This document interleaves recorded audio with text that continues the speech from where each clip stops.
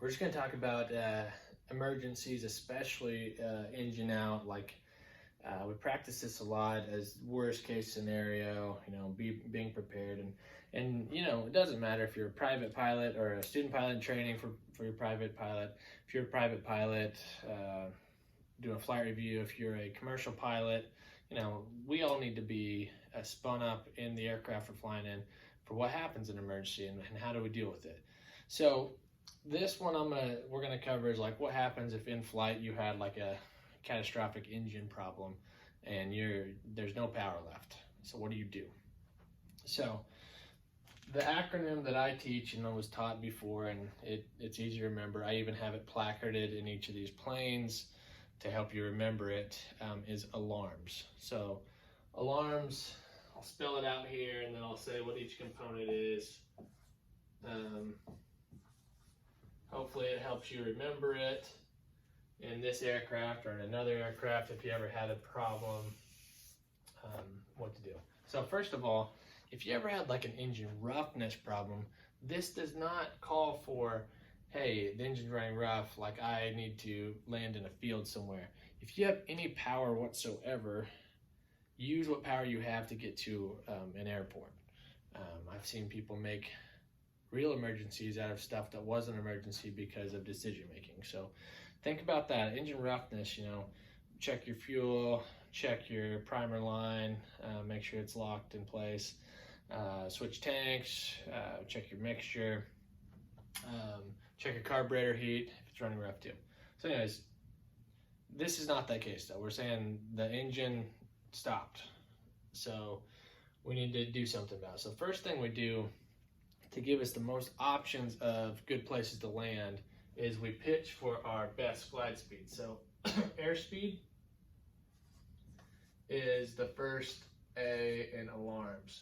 Best glide. So in one of the planes it is 65, and the other plane it's 70. You should look in the aircraft and it's placarded once again on the panel of each one of these. So best glide, if we go faster or slower than this speed, we come up shorter than we would have if we would hit best glide speed. So pitch for that. And you should know roughly what it looks like, because you don't want to have to chase the airspeed, because I've seen people that try to get 65 and then they pitch up way too high and then they go slow momentarily, which shortens their glide distance.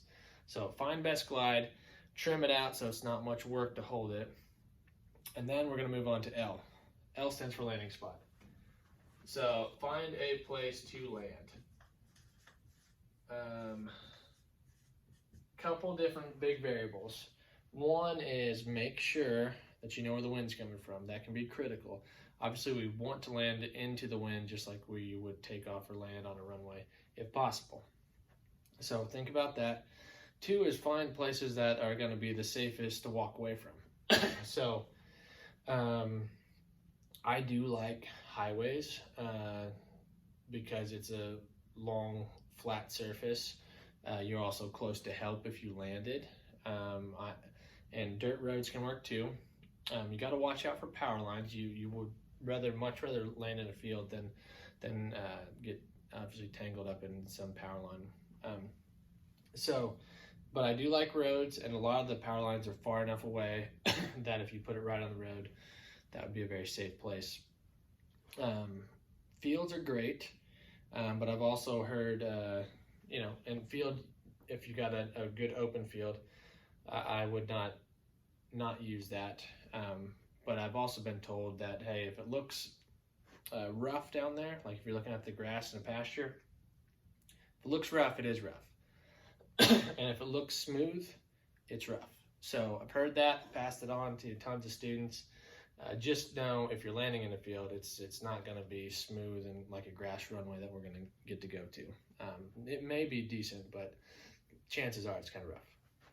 So find a spot, and those first two, A and L, airspeed and landing spot, keep doing that the whole time. Don't stop flying the plane. It's most critical that you go to the spot you want to go to for the best landing, even if you aren't as great at some of the other stuff. Because if you come up way short or way long, and then you end up like in a more hazardous situation than you would have been because you're distracted with other stuff.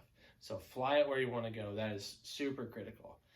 But after you picked your spot and you got your glide, there's a couple things we do. The A is air start. Just try to restart the aircraft.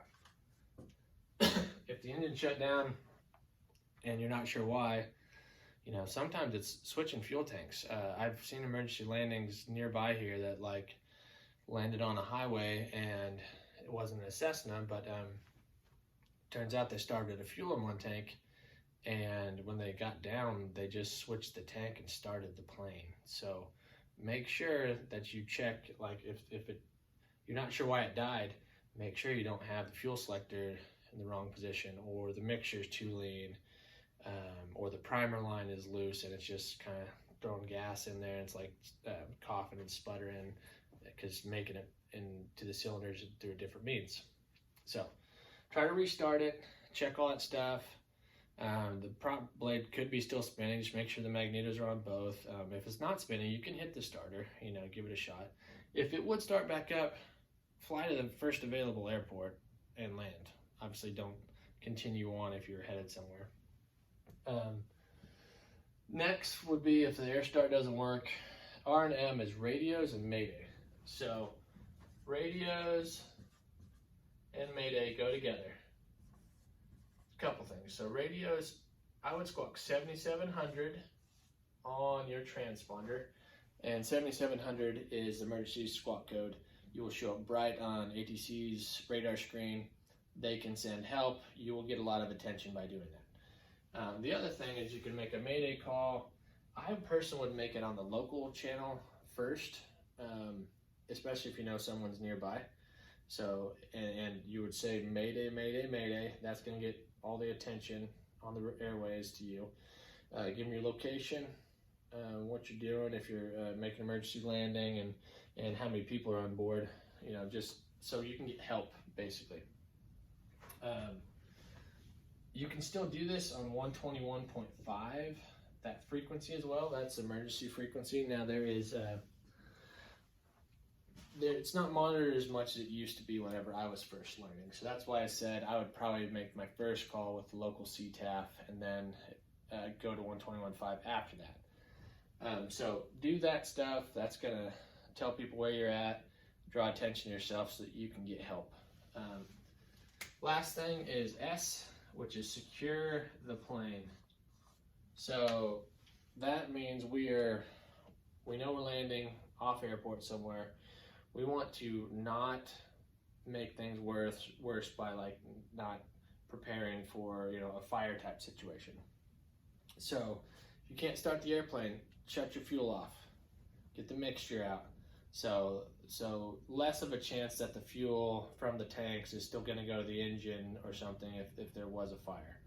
So less of that. The other thing would be, as you're coming down, if you're off airport, they say that you should crack the doors instead of landing with them shut, because if you had a really hard landing and things got bent up a little bit, you wouldn't want to be stuck in the aircraft. And then electrical, once you're done using flaps or anything you need for landing, you can shut off your master. This is just basically stopping another chance of a spark to happen to make a fire. So do all that stuff. There's also checklists in the plane that go a little more thorough than this. This is the quick alarms checklist that's placarded on the dash of the aircraft. If you have more time than this, and you have a passenger, or if just you can pull out the emergency checklist, and there's multiple scenarios, and you could see like, oh, did I miss anything else? This covers most things for this type of situation, but there are things like if you had a fire or something else, like an engine fire, like what do you do? And they would cover that more thoroughly. But like I mentioned before, it's really crucial that you keep flying glide speed, keep flying towards the spots you want. Because if you do all this other stuff and then you come up way short or at a very hazardous spot that you're going to end up at, you would have much rather just flown the aircraft to the spot that you could have made than trying to restart it. I would advise everyone to practice these. Oh, lights them off for me. I would advise everyone to practice these. Obviously, you'll practice them with your instructor, but also just pull the power smoothly back and do these on your own some, just to keep them fresh in your mind. The only thing that I caution people whenever they are practicing them, you don't want to go up extremely high, cut the power, and just ride it out for like, a whole lot of time, because you're going from a cruise power setting to idle power setting, and your cylinders are going to cool really fast in that scenario. That can be really hard on an engine. So if you are doing something like that, I'd probably say, every 1,000, 1,500 feet, put the throttle in a little bit to get the RPMs up in the green arc. That would just clear the engine somewhat, so it doesn't have that shock cooling going on and create possible problems for engine life long term. All right. Well, good luck with emergencies. They are something we all need to practice, so stay current on them.